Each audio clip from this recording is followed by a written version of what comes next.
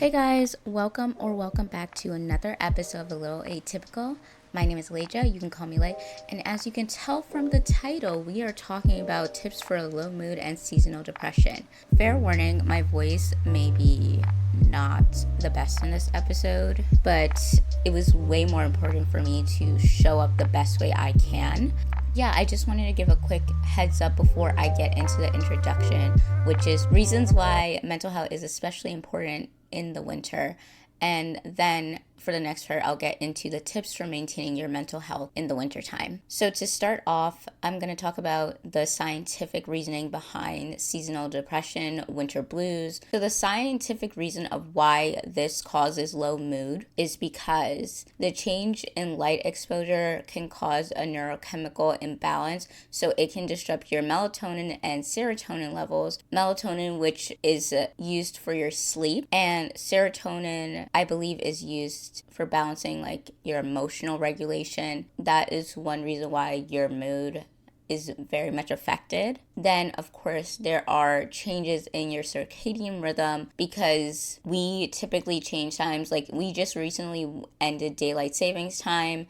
So, having your body adjust to that, adjust to longer nights, it does disturb your circadian rhythm, and a lot of times we have to get into a new flow or do something to re-regulate it.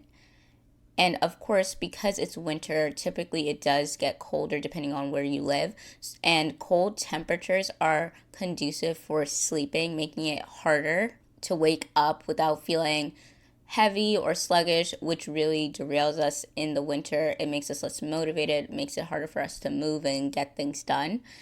But other influences to low mood in the wintertime is feelings of obligation to social encounters because there are so many celebrations, which is great and amazing. But if you are a more introverted person or have high levels of social anxiety, if you're shy, because those things are a little bit different than just being an introvert, you can create social burnout for yourself because then you feel obligated to be a part of all these celebratory things. And on top of that, the financial pressure and stress that comes with being included in celebrations. So that includes like shopping for friends, family, co-workers. Sometimes they do Secret Santa, or team members if you're at school, and sometimes if you're a part of a team. And if you are doing social celebrations, a lot of times if they involve food, like bring something out of courtesy. And with the pressure in terms of inflation, it also adds to like the cost of buying food, making food, prepare the food, or do you just buy something pre-made? And it's like all these like financial stresses of deciding like what to even bring. And going off of that, food anxiety, because I feel like this one is not a common one people talk about. But with holidays, if a person does not have the best relationship with food, has a hard time having a balanced approach mindset to food, food anxiety is something very real, and they can find themselves like overthinking and kind of dreading certain events because they're thinking about the anxiety that happens around specifically the food they're eating and how participating looks like. Bonus anxiety is when there is something like political slash socioeconomic happening or about to happen. Like, I added this point because both the year before an election year and the year of an election year, there are sometimes there's much more arguments. There's also sometimes feeling of disappointment, anger slash frustration, sadness, hopelessness. And a lot of those times, like when you're carrying those heavy emotions because of the results, if it was definitely something not in your favor, that has a tendency to contribute to low mood. And it can also cause like anxiety about being around people and being in those social encounters. This also goes right next to the other point of anxiety over family members, especially family members that tend to grill you, is the best way I can say it about your life. So they ask, are you dating anyone? Do you have your driver's license? What are you doing in school? Like, for some people, those questions are fine. But for other people, they feel very invasive, especially if it's something they genuinely feel pressure about already, and if it's a sore spot for them. In terms of social etiquette, it's kind of unavoidable with your family. So knowing how to, I guess, redirect some of the things that you already feel stress and pressure about and not necessarily want to talk about with anyone. So that can again cause low mood. And the last point why I especially believe mental health is important in the wintertime. Like, obviously, it's important all around and all around the year, but especially in wintertime, there's just so much more going on.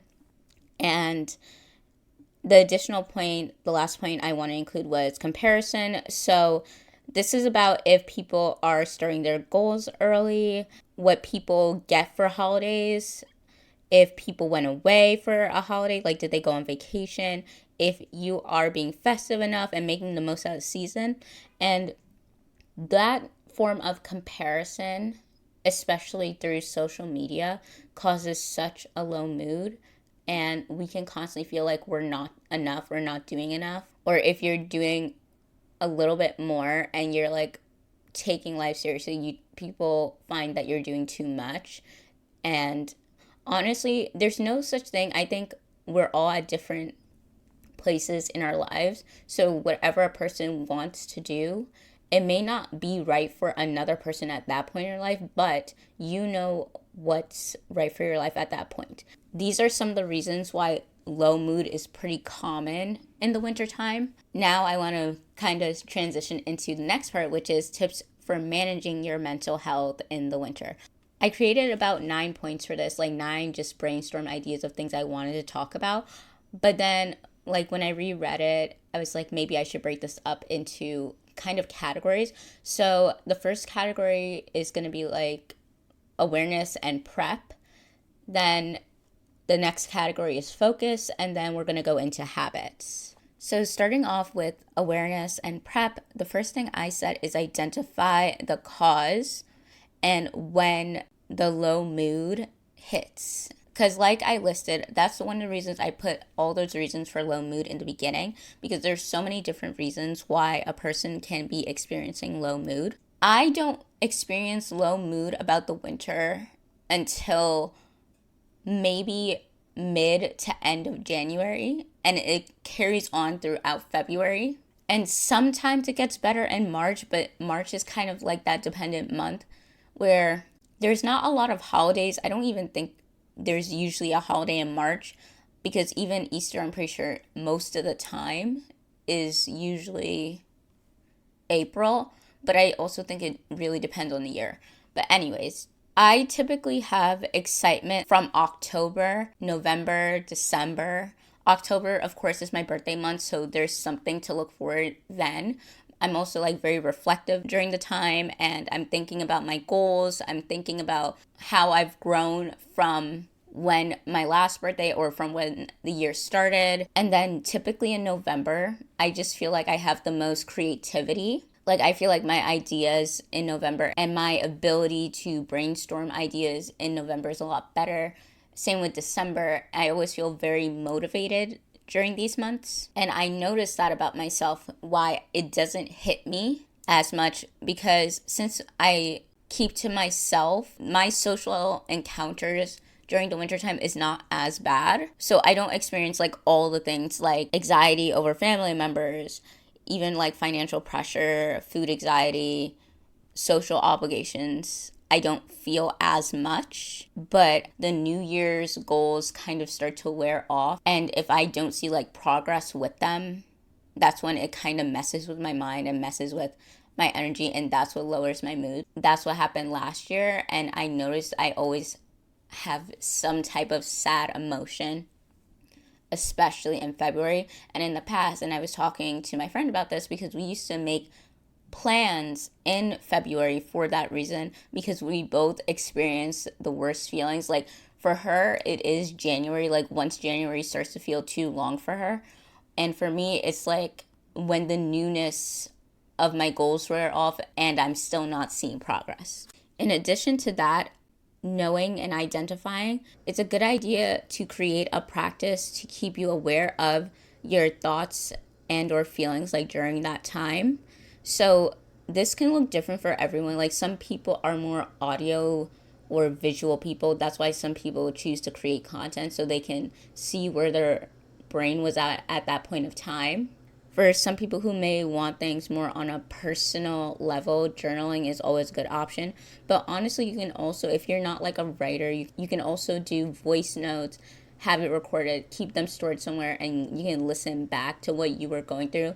And it's like your past self talking to your current self, which is now your future self in terms of yourself, if that makes sense. Finding a way to keep track of your emotional state is very important to do, especially in the wintertime. And that's a good way to manage your mental health. If you can't speak to a therapist, if you can't have someone to help hold you accountable to that, having a practice is something you could and should do for yourself.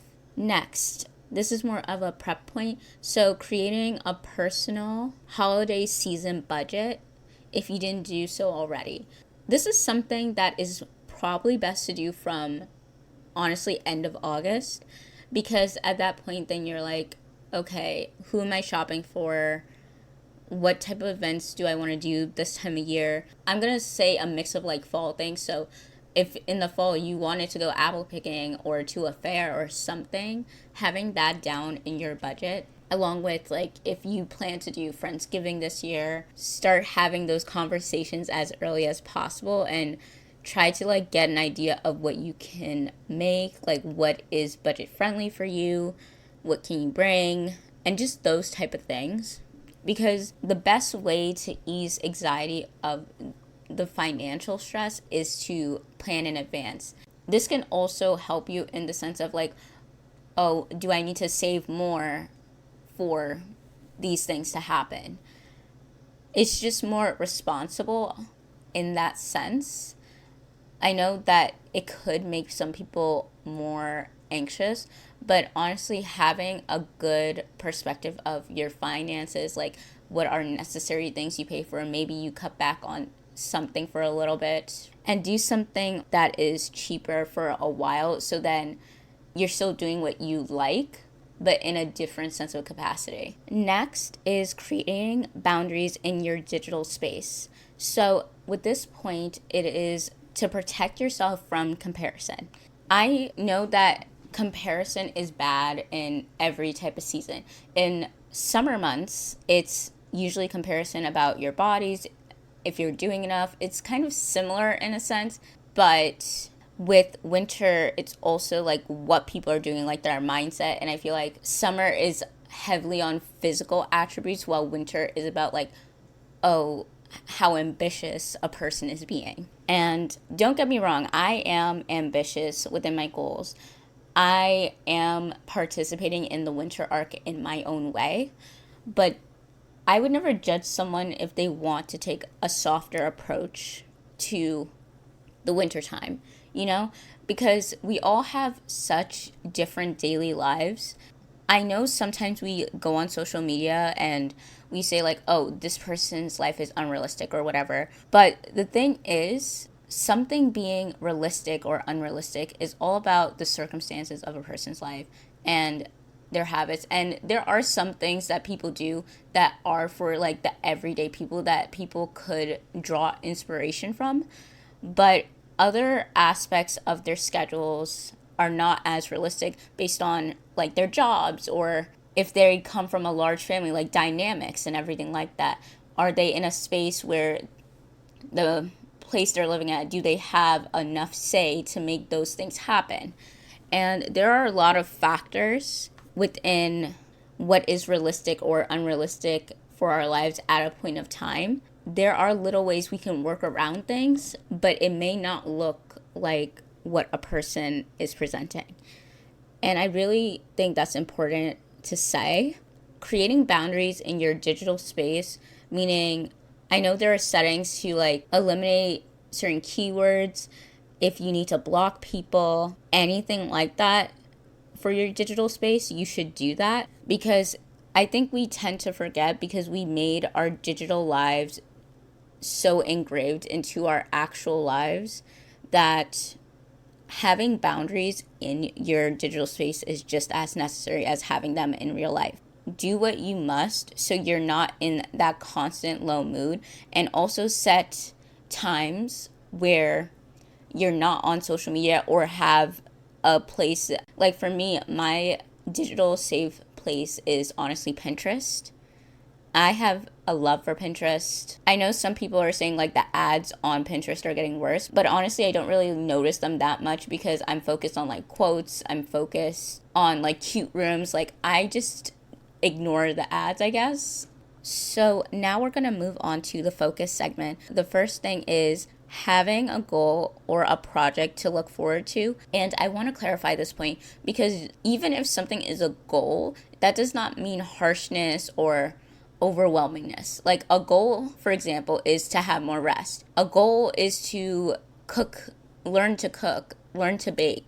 Goals do not have to be this hyper overly ambitious money making thing. A lot of things are goals. A lot of projects are about creativity and what you want to become better in. I think we need to remember that in terms of like not every goal is something that is profitable, and it doesn't need to be profitable unless you want it to be profitable. So have a goal, have a project to do in the winter, because I realized that's why I feel so much excitement in leading up, like October, November, December. I have excitement because I'm thinking, I'm planning, I'm looking forward to something. If I put into practice and if it's too intense, that's what upsets me. If I create a timeline for it instead of breaking it down into mini milestones for the goal, that's when I become upset. When you make a goal, you have to learn what works well for you. Some people, certain things, I guess, yes, we do need deadlines for, or it does not get done. But for me, it's better for milestones, and especially with creativity. Another point I wanted to add to this segment of focus is to take breaks when you need to, because I also know, at least for me, sometimes I get overly ambitious with what I want to do and I take on too many things at once, because that was my problem last year. It was like I went so in on my goal and my projects that I did not make it sustainable because it was just so intense. Take breaks and reevaluate when you can, and try to learn what works for you about what you're doing and what doesn't work for you. And if something exhausts you, take a break from it and then reevaluate how can you make it not exhausting for yourself. Because once something overwhelms you, it kind of puts in your head like you can't do something, when the reality is you can do that thing. It's just you need to do it in a way that's sustainable for you, that allows consistency in your life. So don't think you can't do something. No, you could. You just got to do it at your own pacing. You need to do it up to your own standards and not compare what you're doing to anyone else. We're moving on to habits. So to set yourself up for success for whatever you want to do, make sure to create morning and night routines. So with the morning routines, I think it should be something that gets you excited to get out of bed. The huge part about it is setting up your environment so it's not hard for you to get out of bed in the morning. Like for example, like if it's too cold in the morning, I don't want to get up. Like I know cold sleep, cold weather helps you sleep longer, but that's part of the issue if you're someone who wants to get up and get going. So I think, for example, knowing like I get cold, and if I'm cold, I'm not going to want to move out of bed, is sleeping with a hoodie, sleeping in very warm clothing.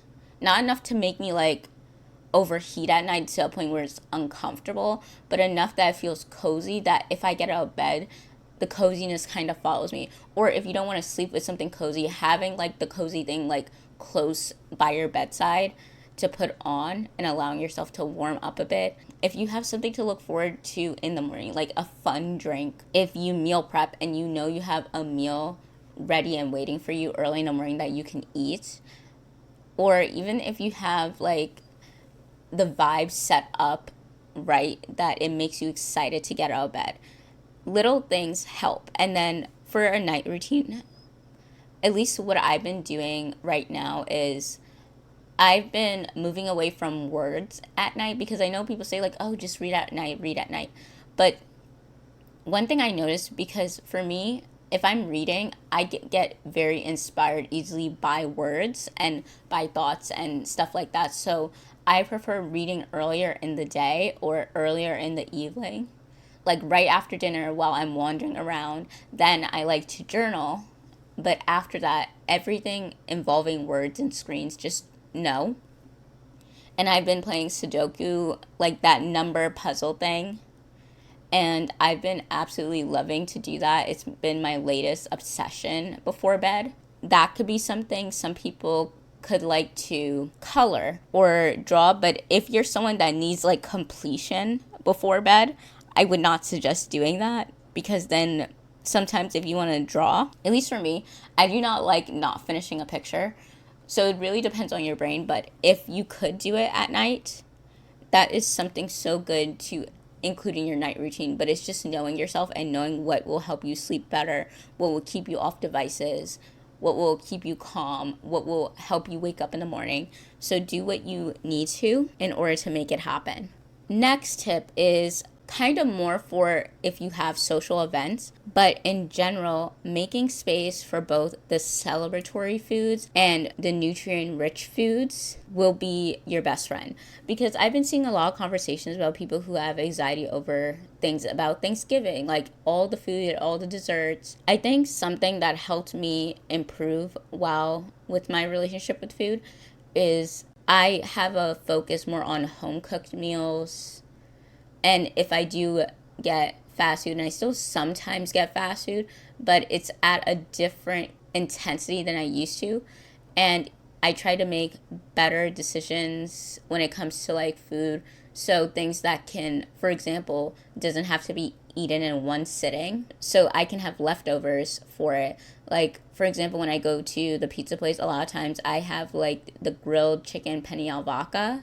It's so good and so filling, and it lasts like 3 days for me, because then I put it in a dish and then serve it out. And that's just another pro tip.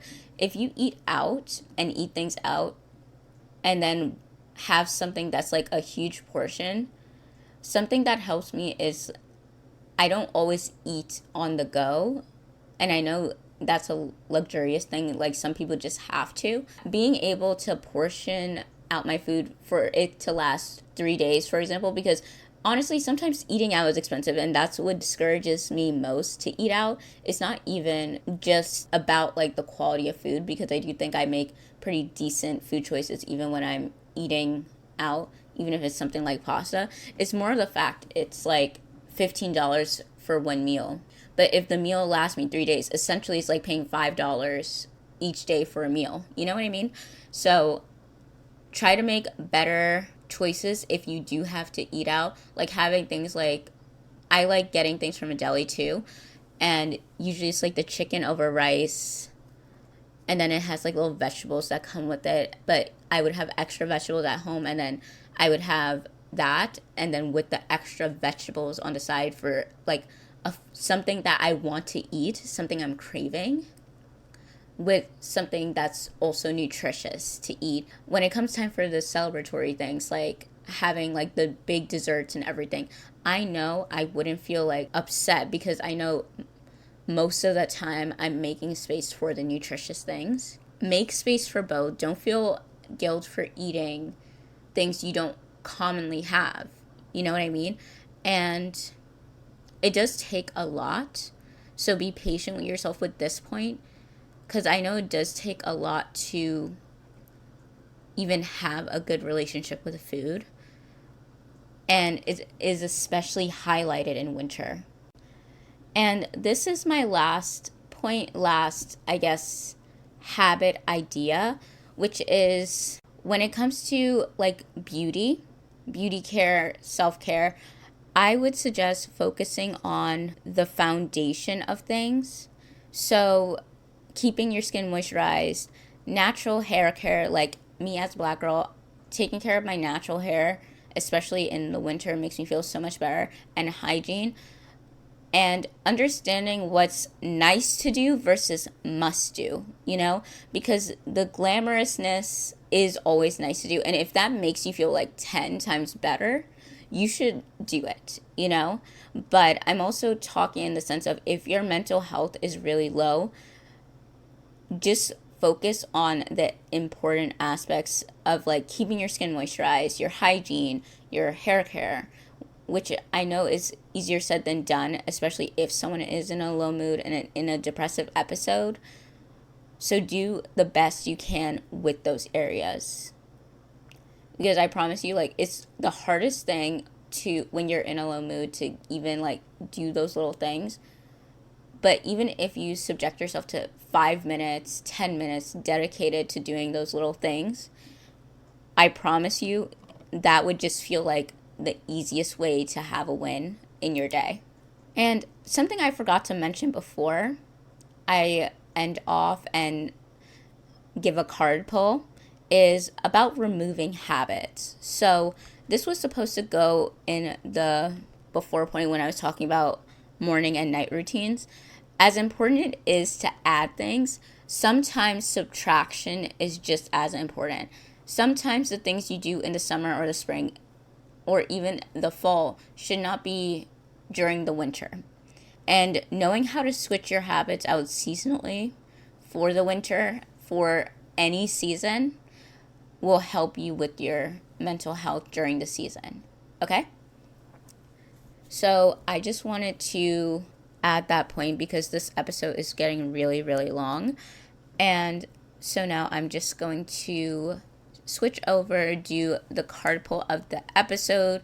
You know what I say, if this is not your thing, you can end off here. But if you enjoyed the rest of the content, don't forget to like, comment, subscribe, follow the podcast. If you're on YouTube, subscribe to the channel. It would really help. And share this with someone that you think would find this interesting. If you're happy to stay, we are doing 2 cards this episode. So my usual, which is the animal deck, but also from my self-care deck. So the card I pulled for the animal deck while planning this episode was the frog, which is clearing, cleansing, and healing. The frog and the water element are almost inseparable. The frog spends its first months of life entirely within this healing element and then emerges to rest on land. But no matter how earthly the frog becomes, its need for cleansing and rejuvenation is regular. Frogs tend to become overworked and undernourished, so it's vital that such sensitive creatures practice self-care. This card serves as a reminder that water helps us cleanse, forgive, and release. Time to dive in. Frogs aren't meant to carry a heavy load. When in balance, clear energy and enthusiasm for life. When out of balance, depleted, running on empty. To bring into balance, lake, river, ocean, or bathhouse. For the Sacred Self-Care Oracle deck by Jill Pyle, I got card 43, which is the rest card. Mantra: I am beaming with life force energy. Sleep is an essential part of maintaining your health and energy. Take the time to make your bedroom and bed a cozy oasis. Ready yourself for a night of restful sleep by making sure you're fully decompressed and relaxed before you climb under the covers. Calm your nervous system with some light stretching or herbal tea, and by disconnecting from technology, journaling, meditating, or taking a relaxing bath. You may find you have more restful sleep if you use blackout blinds or a eye mask, wear earplugs, or use a white noise machine. Syncing up with the sunrise and sunset can help restore the natural rhythms of your body and rest cycle. At first, you can try setting the alarm for sunrise, and then with time, you may find yourself naturally waking up with the sun, feeling rested and ready to have your next best day ever. Journal prompt: what patterns do you notice with respect to the amount of rest you're getting and how your body, thoughts, and emotions fluctuate. Both cards heavily focused on rest, and I felt like that was a good way to end this episode, and it connects to the episode overall because with winter, I know I did an episode on the winter arc because personally I am participating, but like I said, in my own way. But that does not mean if you need a softer approach in the winter, that if your goal is more rest, that you shouldn't do it just because other people are focusing on other things. You need to do what's right for you. You need to do what's restorative for you, especially because winter is right before the new year and going into the new year. You don't want to go into the new year depleted or go in so strong that by time it's earlier in the year that you're already just over it, that you're tired, that you want things to just, that you just can't. And I wanted that to be the reminder. For what I'm grateful for, honestly, I'm just currently grateful that I was able to show up for this episode. I wasn't 100% feeling it. I was like, my voice is kind of just not working out. And then my schedule just kept changing. And I was like, how am I even going to do this? But showing up and being able to show up the best way I can at the moment still fills me with a lot of confidence because I know I'm trying and I'm appreciative of doing the best I can at this moment. And I don't think we talk enough about showing up the best way we can. Even if it's just someone else, it doesn't look like we're doing enough. It doesn't matter because we know our energy levels at that point. And one day you'll be able to do more. But that does not mean you should feel guilty for the things you could do at the moment. So with all that being said, I hope you enjoyed this episode. Don't forget to like, comment, subscribe, share, leave a comment below. And also, I'm still updating show notes, so I'll eventually start to add the bonus content listed in show notes. So I have to kind of go back into the episodes I already created. And I'm currently up to the episode about friendship and connection. And I'm currently writing that right now. So after I finish this, I'm gonna jump right into doing that. But anyways, have a good day, evening, or night. And I'll see you in the next one. Okay, bye.